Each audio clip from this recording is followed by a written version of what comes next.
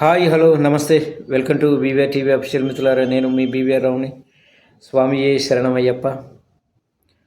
Nandamuri నటసింహం Balakrishna, successful director Boyapati Srinu కాంబినేషన్లో తెరకెక్కిన తొలి పాన్ ఇండియా చిత్రం అఖండ 2 తాండవ.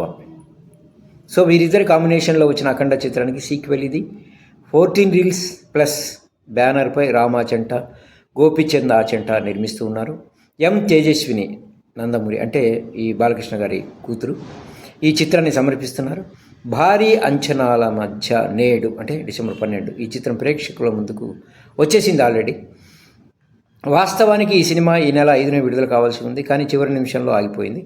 చిత్ర నిర్మాణ సంస్థ 14 రీల్స్ ప్లస్ అధినేతలకు ఈరోస్ ఇంటర్నేషనల్ సంస్థకు మధ్య ఫైనాన్స్ వివాదం వల్ల సినిమా విడుదల వాయిదా పడింది. అది మీకు తెలుసు. ఎట్టకేలకు నేడు ప్రపంచవ్యాప్తంగా సినిమా రిలీజ్ అయింది.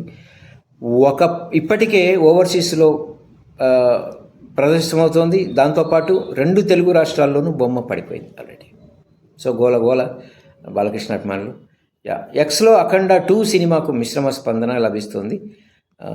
ఇది నేను చూడలేదు బాస్. ఎక్స్లో వచ్చిన స్పందన గురించే చెప్తున్నాను. ఏమంటుందంటే, సినిమా యావరేజ్ అని కొంతమంది అంటూ ఉన్నారు, అసలే బాగోలేదని ఎక్కువ మంది చెబుతూ ఉన్నారు, కథనం ఊహ కందేలా ఉందని, యాక్షన్ సీన్లు కూడా రొటీన్గానే ఉన్నాయని చెబుతూ ఉన్నారు. మరికొంతమంది నెటిజన్స్ అయితే మరి బాలయ్య అభిమానులకు కొంత బాధగా అనిపిస్తుంది. వాళ్ళు ఏమంటున్నారంటే, బాలయ్య రిటైర్ అయిపోతే బాగుంటుందని సలహా ఇస్తున్నారు. ఒక వ్యక్తి అయితే, నాలోని సినీ ప్రియుడు అఖండ 2 చూడమని ప్రేరేపించాడు. సినిమా చూసి చాలా నిరాశపడ్డాను. బాలయ్య నుంచి వచ్చిన ఒక లాజిక్లెస్ మూవీ ఇది. బాలయ్య దయచేసి రిటైర్ అయిపో అంటూ కామెంట్ చేస్తూ కేవలం 1.5 రేటింగ్ మాత్రమే ఇచ్చాడు. అలాగే మరో నెటిజన్ ఏమంటున్నాడంటే, ఇప్పుడే సినిమా చూశాను, ఆ పరమశివుడి భక్తులు సనాతన ధర్మ ఫాలోవర్స్ కూడా ఈ సినిమాను కాపాడలేరు, క్రింజ్ సినిమా అంటూ ఓ నెటిజన్ ఆ సినిమాకి 2 రేటింగ్ ఇచ్చారు. సరే, ఏది ఏమైనా మనం చూడకుండా ఇంకా ఎక్కువ మాట్లాడకూడదు. నేను మాల్లో ఉన్నాను కాబట్టి సినిమా చూడలేను.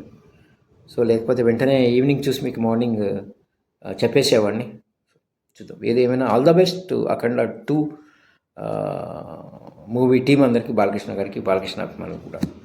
స్వామియే శరణం అయ్యప్ప.